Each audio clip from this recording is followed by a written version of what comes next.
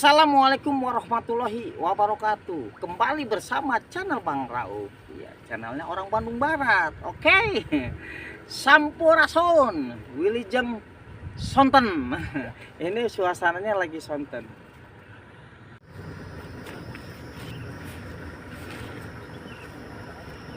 Wih, bener ya ketua nuju naon nih ketua? Gila, iya, ningali ikan.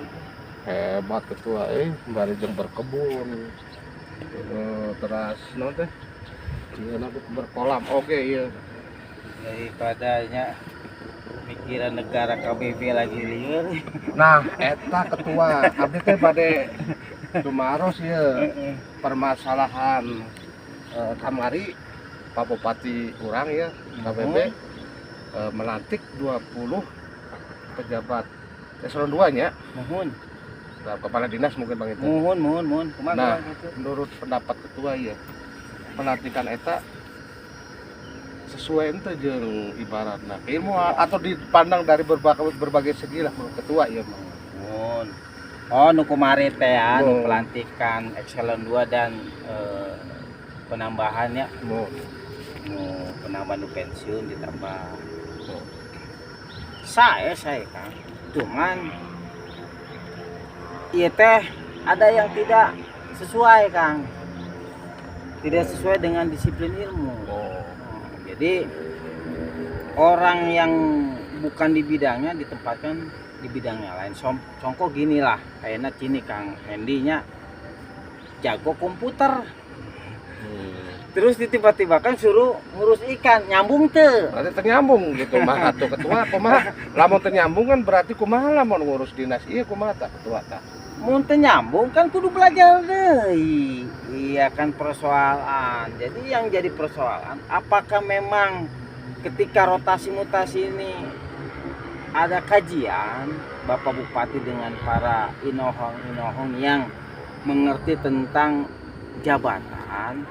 Saya juga nggak tahu sebelum mendalami ya, ketika saya tadi bertanya ke BKSDM Pak Ilis yang sudah diganti ya, dia jawabnya bilangnya apa?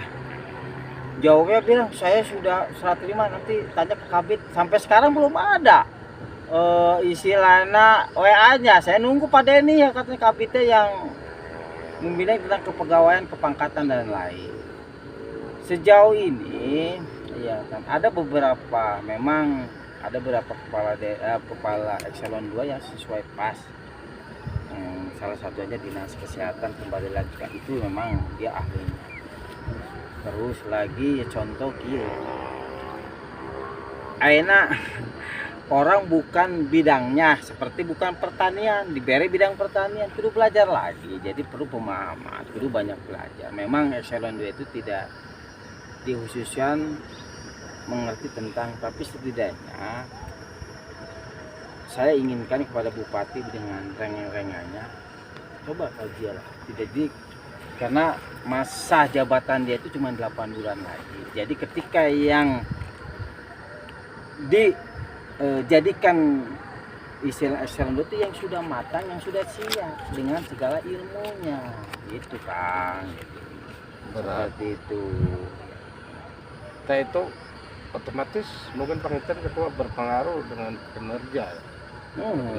Pasti iya kan. Dan akan menghambat juga mungkin program-program yang ada di KBB. Karena kan kalau mereka bukan bidangnya kan berarti harus mempelajari lagi. Jadi harus menanyakan kepada jukmisnya. Jadi akhirnya dia bertanya ke anak buah karena tidak memahami. Seperti contoh ingin menegakkan perda, iya kan? Dia tidak mengerti perda yang sehari-hari tidak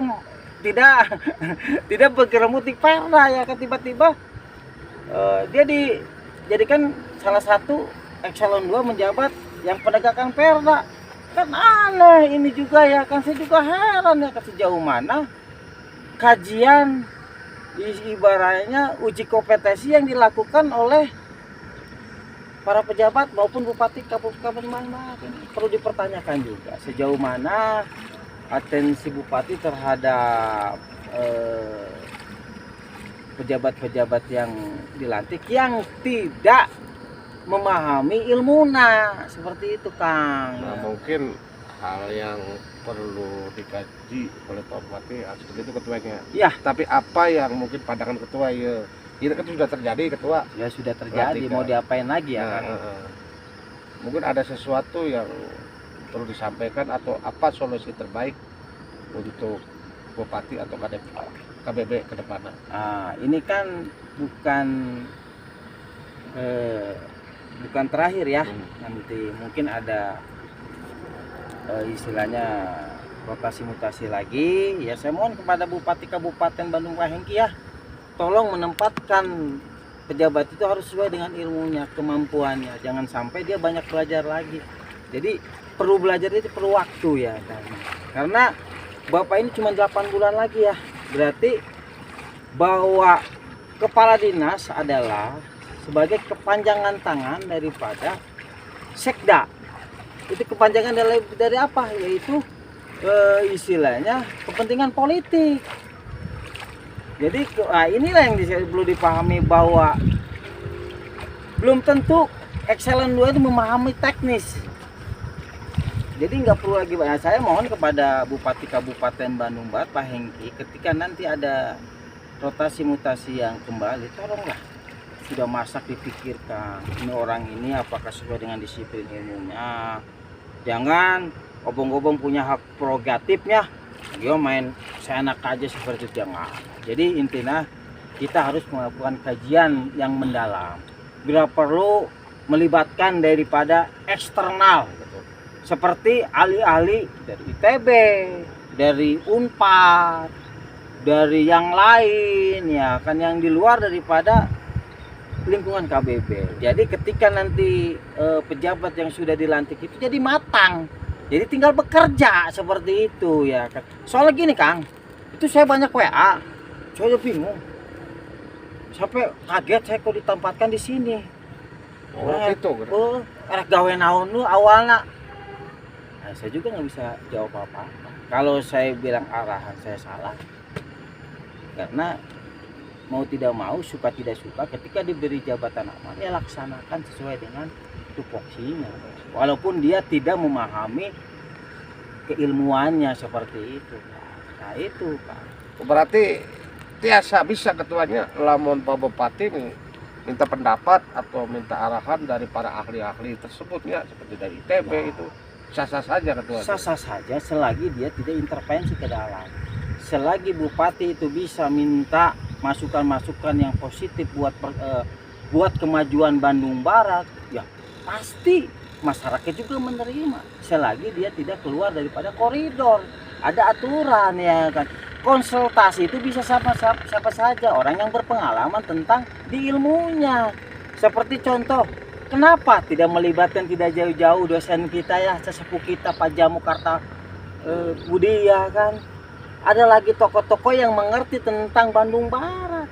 Mantan-mantan mungkin yang dulu pernah jadi sekda, yang memahami seperti itu Kang. Jadi saya mengharapkan bahwa Bupati terbukalah. Jangan kedepankan, wah gua saya ini Bupati kuma urang we ya kan. Nah gitu bos. Itu aja Kang, ada yang perlu ditanyakan lagi nggak? Mungkin ada pesan terakhir Ya, untuk kebaikan, untuk kemajuan KBB ke Pak Bupati atau ya. siapapun dari ketua. Pesan terakhir, tolong Bupati Kabupaten Bandung Barat Pak Hengki jangan mendengar bisikan-bisikan yang sekiranya memang ya istilahnya yang tidak positif. Jadi ketika memang bisikan-bisikan itu buat kemajuan Bandung Barat, saya mendukung satu. Jadi intinya rotasi mutasi ini ya terus terang bukan gagal ya Pak, bukan ya. Tapi ada yang tidak sesuai dengan disiplin ini, itu saja ya. Ini sebagai ibaratnya sebagai koreksi lah kepada Bupati ke depannya, tolong benar-benar ketika nanti ada rotasi mutasi pikirkan kembali ya, masak-masak seperti itu aja guys ya.